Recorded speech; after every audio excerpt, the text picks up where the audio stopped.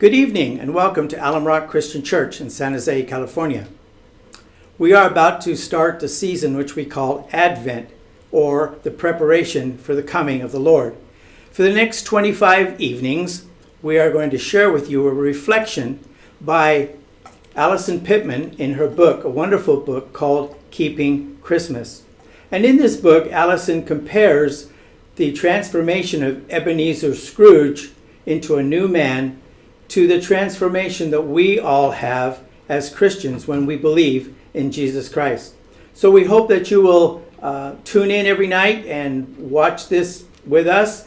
If you make a comment on YouTube or Facebook to let us know that you were there, and if you watch all 25 presentations, we would like to send you a free copy of this great book by Allison Pittman called Keeping Christmas. So we hope that you'll share it with your friends and join in every night for this great reflection as we get our hearts ready for the coming of Christmas.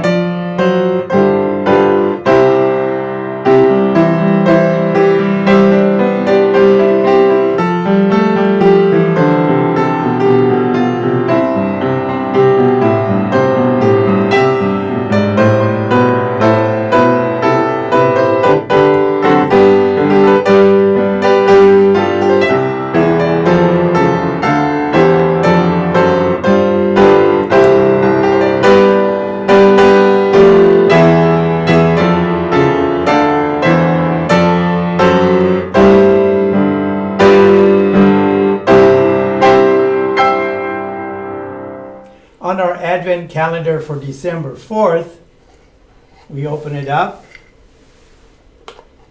and find a tiny bale of hay.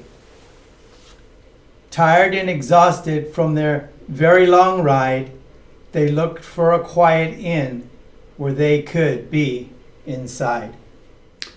Good evening and welcome to our Advent reflection, Keeping Christmas, by Allison Pittman. Tonight, we are going to look at chapter 4, Air Filled with Phantoms. It is a delightfully creepy moment, played large in every adaptation. The cinematic overlay of Jacob Marley's face, straight from the grave in place of Scrooge's humble door knocker. A wretch rag holds tight his unhinged jaw. Sometimes Marley greets with a ghostly "Wah!" Other times he's left as a silent trick of the eye.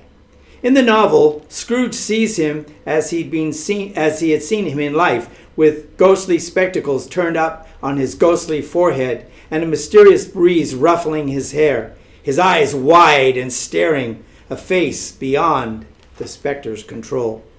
What follows is textbook screenplay for every ghost and horror story ever produced.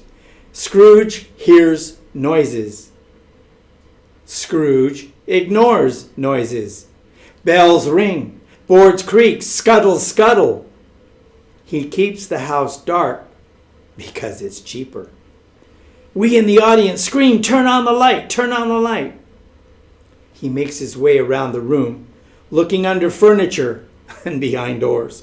He's startled by a suspicious hanging dressing gown, but satisfied in his solitude, settles down only to hear the chains. Marley appears. Rather, the ghost of Marley appears. He is shackled by all that enslaved him in life: money, business, success. The ghost of a dead, rich man. In chapter 16 of the Gospel of Luke, Jesus tells his own story of a dead rich man, splendidly clothed in purple and fine linen, who lived each day in luxury. The rich man remains unnamed throughout the parable, but there is a poor man, Lazarus, who would lay at the gate, longing for scraps from the rich man's table. At some point, both men die. Lazarus is carried away to sit beside Abraham at a heavenly banquet. When the rich man dies, he is buried and sent to a place of torment, fiery, hellish flames. As an added torture, we can see that poor wretch Lazarus.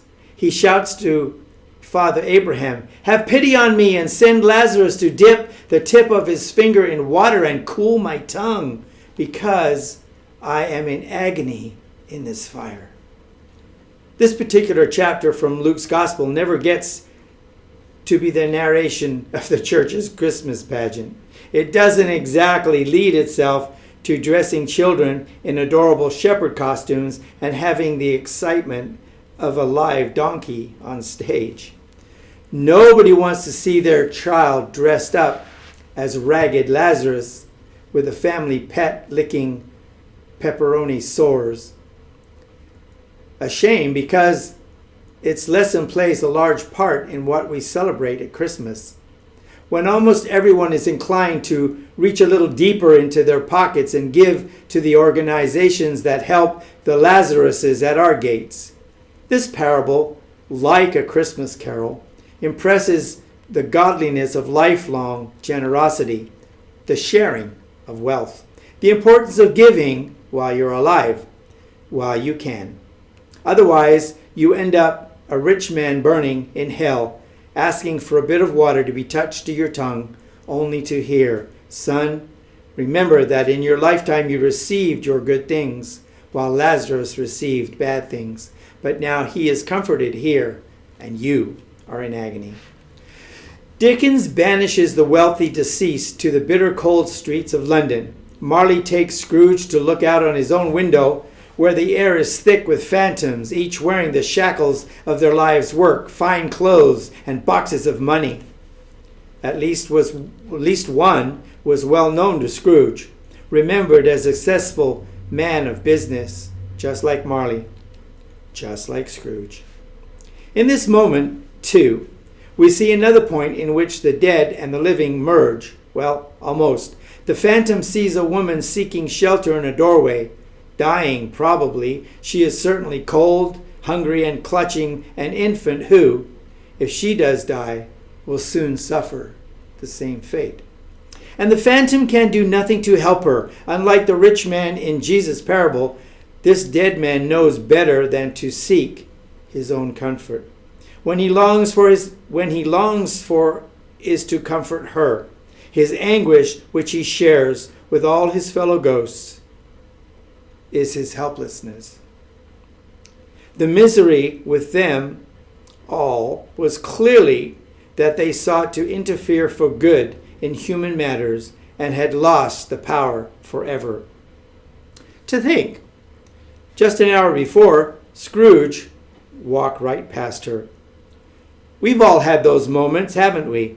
Those of us who live in urban areas know what it's like to stride past the homeless, or to look at our car doors where panhandlers are working the intersections. Raise your hand if you've ever claimed not to have cash when you do have cash, but not in bills small enough to drop into a cup.